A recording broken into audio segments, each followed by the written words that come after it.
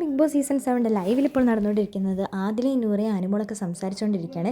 അപ്പോൾ അനുമോൾ ചോദിക്കുന്നുണ്ട്, നിനക്ക് നാളത്തെ കാര്യം എടുത്തിട്ട് ടെൻഷൻ ആവുന്നില്ലേ എന്ന്.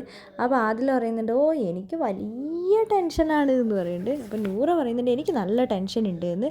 ഓ പിന്നെ നമുക്കൊന്നും ടെൻഷൻ ഇല്ല, നിനക്ക് പിന്നെ ടെൻഷൻ ഇല്ലേ എന്ന് അനുമോളോട് ആദില ചോദിക്കുന്നുണ്ട്. എനിക്ക് ടെൻഷനൊക്കെ ഉണ്ട്, പക്ഷെ അത് ഉള്ളിലാണ്, ഞാൻ പുറത്തിനി കാണിക്കൂല എന്ന് പറയുന്നുണ്ട്. ഓ പിന്നെയെന്ന് പറയുന്നുണ്ട്. അപ്പോൾ ആദില പറയുന്നുണ്ട്, ഇന്നലെ എന്നെ ഷാനവാസും മുനീലും അഭിലാഷും കൂടെ സംസാരിക്കാൻ വിളിച്ചു.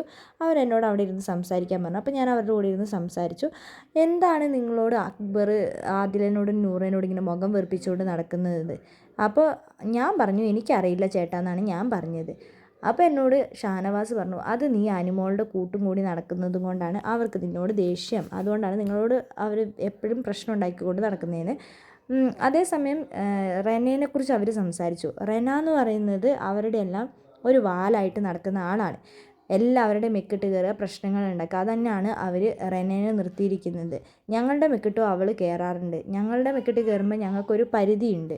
പക്ഷേ നിങ്ങളുടെ മെക്കിട്ട് കയറുമ്പോൾ നിങ്ങൾക്ക് ഒന്നും നോക്കണ്ട, നിങ്ങൾക്ക് നല്ലത് പറയാം, അവളെ മെരുക്കാൻ നിങ്ങളെയും കൊണ്ടേ പറ്റുള്ളൂ എന്ന് എന്നോട് ഷാനവാസയ്ക്കും ഒനിയിലൊക്കെ പറഞ്ഞിട്ടുണ്ടായിരുന്നു. അക്ബർ എന്ന് പറയുന്നത് വലിയൊരു വടാണ്. അതിൻ്റെ വള്ളി എന്ന് പറയുന്നതാണ് നമ്മുടെ ശരത്ത്. അവൻ എന്ത് ചെയ്തു, അവൻ തീരുമാനിക്കുന്ന കാര്യങ്ങളെല്ലാം നടപ്പിലാക്കുന്ന ആളാണ് ശരത്ത്.